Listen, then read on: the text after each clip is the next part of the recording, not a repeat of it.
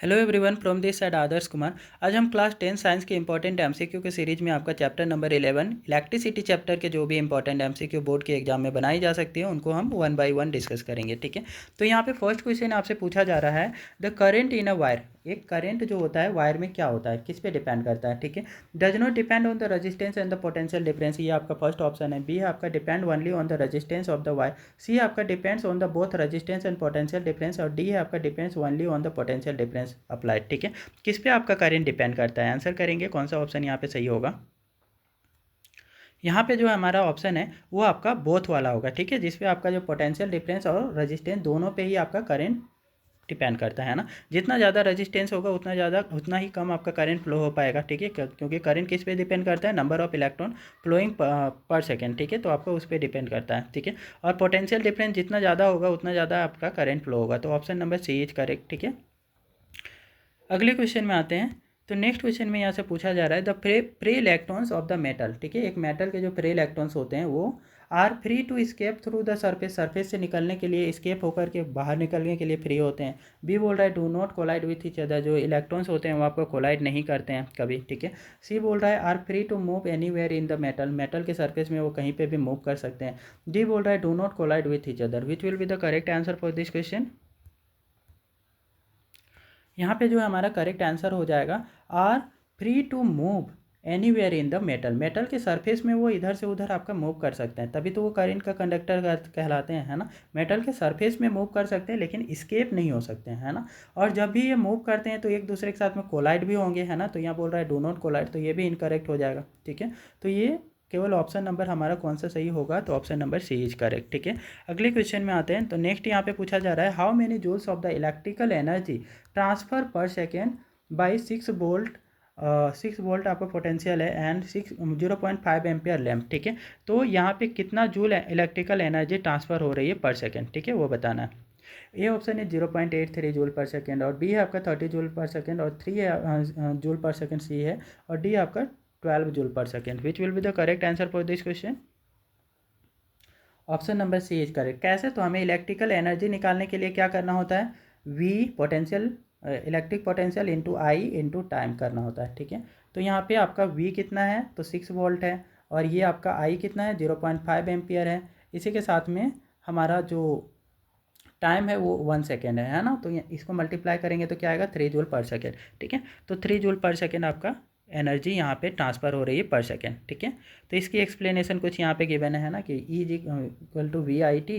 अब इसके वैल्यूज रख दो, 1 सेकेंड के लिए पर सेकेंड बोल रहा है, तो मतलब टाइम क्या हो जाएगा, 1 सेकेंड हो जाएगा। ठीक है, तो 1 सेकेंड के लिए करेंगे तो आपका 3 जूल पर सेकेंड आपका आ जाएगा। ठीक है, अगले क्वेश्चन में पूछा जा रहा है, the device used for measuring potential difference is known as, कौन सा डिवाइस का पोटेंशियल डिफरेंस को मेजर करने के लिए यूज किया जाता है। ठीक है, A option is here volt galvanometer, B है आपका वोल्ट मीटर, सी है आर्म मीटर, और डी है आपका पोटेंशियोमीटर। कौन सा यहाँ पे सही होगा, option number B is correct. ठीक है, हमारा जो है कि वोल्ट मीटर का यूज करते हैं, मीटर का किस में करते हैं, तो करंट को मेजर करने में, है ना। तो ये याद रखना है कि वोल्ट मीटर का यूज हम क्या करते हैं, पोटेंशियल डिफरेंस को मेजर करने के लिए करते हैं। ठीक है, नेक्स्ट क्वेश्चन में पूछा जा रहा है, the lamp in the household circuit are connected in parallel because. ठीक है, एक हाउस होल्ड सर्किट में जो लैम्प होते हैं वो पैरेलली कनेक्ट किया जाता है, क्यों किया जाता है। ये बोल रहा है, if one lamp fails the other also fails. B बोल रहा है, this is the way requires less power, इससे आपका कम पावर की रिक्वायरमेंट होती है। सी बोल रहा है, this is the way required less current, इससे आपका कम करंट की ज़रूरत होती है। डी बोल रहा है आपका, if lamp fails, if one lamp fail others remains lit, है ना। मतलब कि एक आपका लैम्प खराब हो जाता है तो दूसरे जो लैम्प्स हैं वो जलते रहेंगे, इसके लिए कनेक्ट किया जाता है। कौन सा यहाँ पे सही होगा, option number D is correct. ठीक है, पैरेलल कनेक्शन का क्या बेनिफिट होता है, पैरेलल कनेक्शन का ये बेनिफिट होता है कि जितने भी लैंप्स कनेक्ट किए हैं आपने, ठीक है, उनमें आपका सपोज करें एक लैंप आपका ख़राब हो भी जाता है तो क्या होगा, बाकी के जो आपके लैंप्स हैं वो आपका लीड करते रहेंगे, मतलब जलते रहेंगे, है ना, लाइट अप करते रहेंगे। ठीक है, but in case of the series connection, series connection में आपने जो सपोज किया कि एक के साथ में एक के बाद में दूसरा लैंप को आपने कनेक्ट किया है, तो एक लैंप किसी चांस बाई चांस ख़राब हो जाता है ना, तो सारी की सारी सर्किट में लगे हुए जितने भी आपके लैंप्स हैं कोई सा भी ग्लो नहीं करेगा। ठीक है, इसलिए हम क्या करते हैं, ये हाउस होल्ड में जो भी सर्किट होती है उसमें आपके जितने भी लैंप होते हैं उनको हम पैरेलली कनेक्ट करते हैं। ठीक है, नेक्स्ट क्वेश्चन में आ जाए। अगले क्वेश्चन में पूछा जा रहा है, two resistors are connected in series, दो रजिस्टर हैं, दोनों को आपका क्या है सीरीज में कनेक्टेड किया गया है। Gives an equivalent resistance of 10 ओम, जिससे आपका कितना ओम का रेजिस्टेंस मिल रहा है, 10 ओम का रेजिस्टेंस मिल रहा है, ठीक है।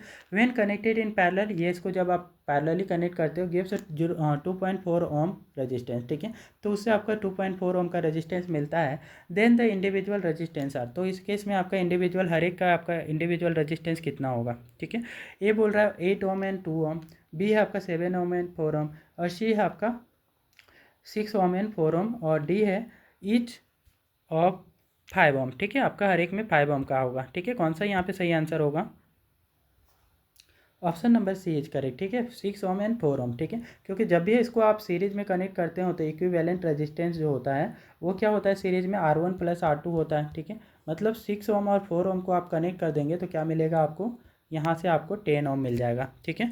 तो सीरीज के लिए आपका 10 ओम हो गया। और ऐसे ही पैरेलल कनेक्शन के लिए इक्विवेलेंट रेजिस्टेंस दो रजिस्टर होते हैं तो क्या करते हैं आप R1 × R2 by R1 + R2 करते हैं, ठीक है।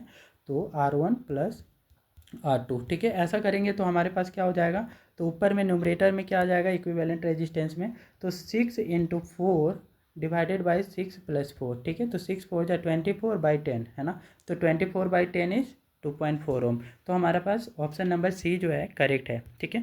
अगले क्वेश्चन में आते हैं, तो यहाँ पे इसी चीज़ को एक्सप्लेन किया हुआ है, ठीक है।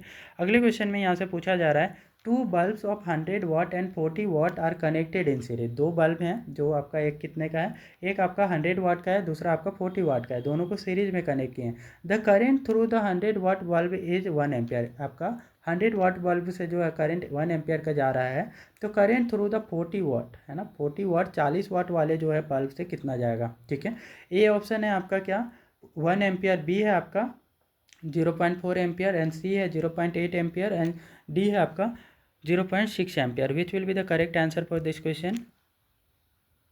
यहाँ पे 40 वाट वाले जो हैं कि जो यहाँ पे डिवाइस लगाया गया, बल्ब लगाया गया, उससे कितना करंट जाएगा, ठीक है। सीरीज कनेक्शन है तो यहाँ पे हमारे पास 1 एम्पियर होगा, क्योंकि हमें पता है कि जो सीरीज कनेक्शन में क्या होती है, जितने भी चीज़ें आप कनेक्ट कर लो, ठीक है, सब में करंट क्या होता है सेम ही पास होता है ना। सीरीज कनेक्शन में करंट डिस्ट्रीब्यूट नहीं होता है, ठीक है। तो ये आई करंट जा रहा है तो यहाँ से आई करंट ही निकल के आएगा, ठीक है। तो 1 एम्पियर जा रहा है तो 1 एम्पियर पूरे सर्किट में फ्लो होगा सीरीज कनेक्शन में, ठीक है। पैरेलल कनेक्शन में डिस्ट्रीब्यूट होता है, यहाँ पे सीरीज कनेक्शन में नहीं होता है, इसलिए यहाँ पे 1 एम्पियर करंट फ्लो होगा 40 वाट के रजिस्टर के साथ भी, ठीक है। अगले क्वेश्चन में आते हैं, तो नेक्स्ट यहाँ पे आपसे पूछा जा रहा है which of the following is an ohmic register, ठीक है। इनमें से कौन सा ऐसा रजिस्टर है जो ओहमिक रजिस्टर कहलाता है, ठीक है। ए है आपका डायोड, बी है निक्रोम, सी है जर्मेनियम, डी है आपका डायमंड, ठीक है। कौन सा यहाँ पे करेक्ट आंसर होगा, ओके। ओहमिक रजिस्टर होता क्या है वो समझे, जो ओम्स लॉ को फॉलो करते हैं वैसे रजिस्टर को आप ओहमिक रजिस्टर बोलते हो, ठीक है। तो यहाँ पे हमारे पास निक्रोम जो है वो आपका ओम्स लॉ को फॉलो करता है ना, V = IR, ये ओम्स लॉ है, ठीक है ना। तो ओम्स लॉ को फॉलो करने वाला कौन सा रजिस्टर है, तो यहाँ पे निक्रोम है, ठीक है। Option number B is correct.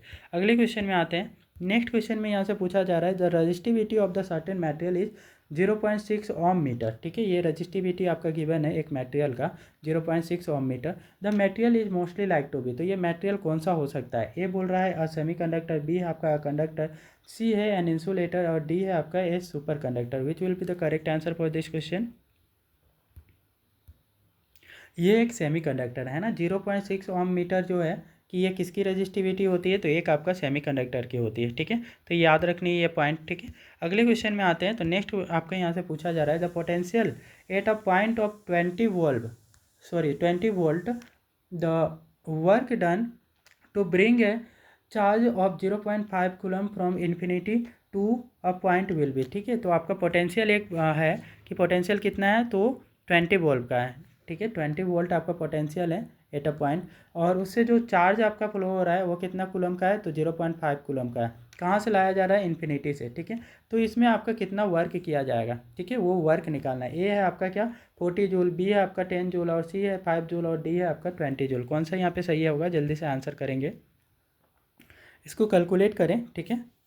कौन सा यहाँ पे सही होगा, यहाँ पे हमारा डी आपका बी सही होगा, ठीक है। कैसे होगा उसको समझते हैं, ठीक है। तो हमारा जो होता है वर्क डन, ठीक है, work done to bring potential difference is equal to क्या होता है, वी इज इक्वल टू होता है work done to bring a unit positive charge from infinity to a point, ठीक है। तो मतलब वर्क डन बाई चार्ज होता है, ठीक है। अब यहाँ पे जो है कि वी कितना है, वी, अब यहाँ पे वर्क डन निकालना है तो डब्ल्यू इज इक्वल टू क्या हो जाएगा, W is equal to V into Q होगा, ठीक है। तो वी आपका 20 है, 20 को 0.5 से मल्टीप्लाई करेंगे तो कितना आएगा, 10 जूल आ जाएगा, ठीक है।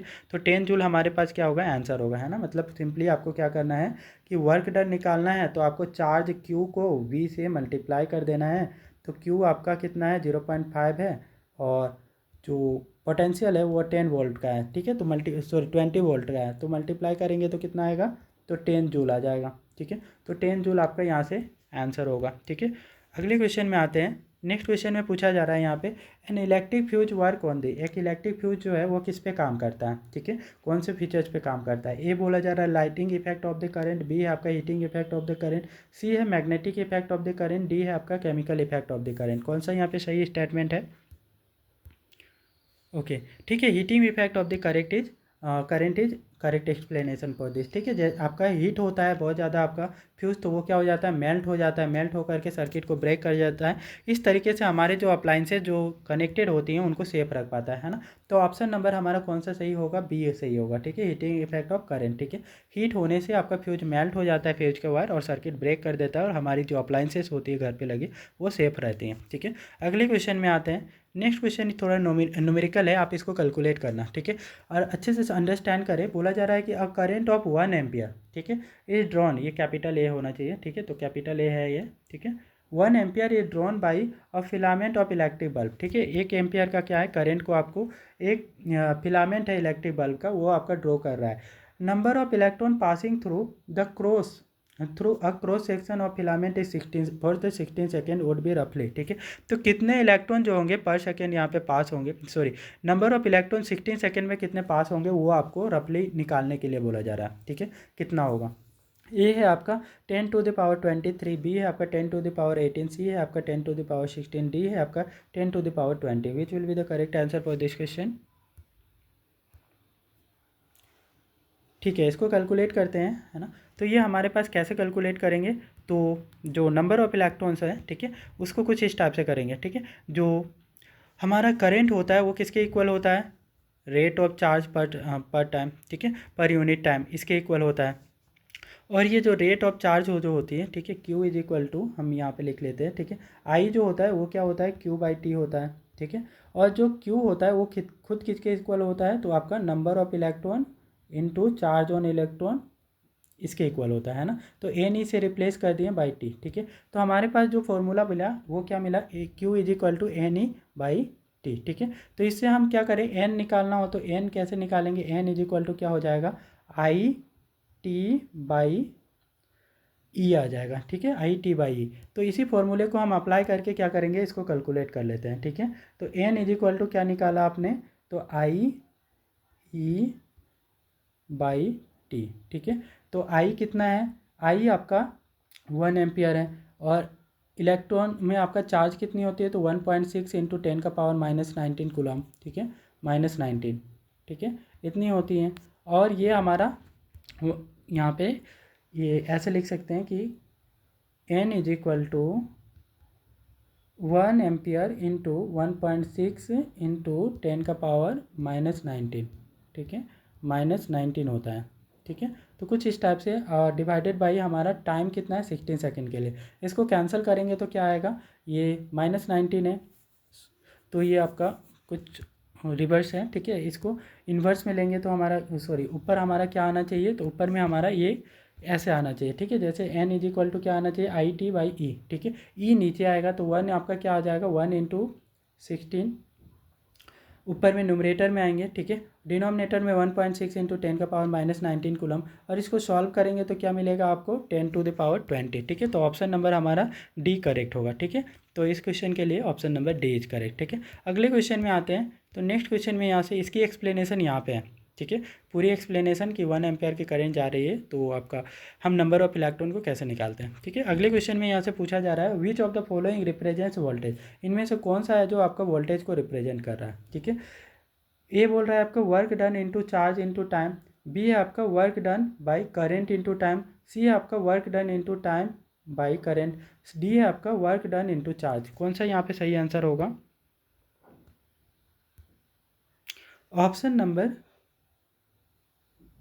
B is correct. ठीक है, ऑप्शन नंबर हमारा यहाँ पे बी करेक्ट होगा, work done by current into time. ठीक है, तो ये होता है। तो कैसे होता है इसको थोड़ा सा समझ लें आप। ठीक है, तो ये जो वर्क डन होता है, ठीक है, वो किसके इक्वल होता है? क्यू इंटू वी के इक्वल होता है। ठीक है, और क्यू खुद किसके इक्वल होता है? आई टी के इक्वल होता है ना। क्यू किसके इक्वल होता है? करेंट इंटू टाइम के इक्वल होता है। तो ये जो आपका क्यू इंटू वी था, इसमें आपका क्यू को रिप्लेस कर देंगे आई टी से। ठीक है, और तो ये क्या बन जाएगा? W is equal to Q I T V, है ना। तो V निकालना है तो फिर क्या होगा? Work done divided by current into time. ठीक है, तो हमारा ये ऑप्शन नंबर बी जो है वो करेक्ट हो जाएगा। ठीक है, work done divided by current into time is the correct answer. ठीक है, तो इसके साथ में इसी के साथ में हमारा टोटल आपने 13 क्वेश्चंस कवर किए। ठीक है, ये जो वीडियोज आपको अच्छी लगी और ये अच्छे से समझ में आ गई तो कृपया वीडियोज़ को लाइक करें, शेयर करें और चैनल को सब्सक्राइब कर लें।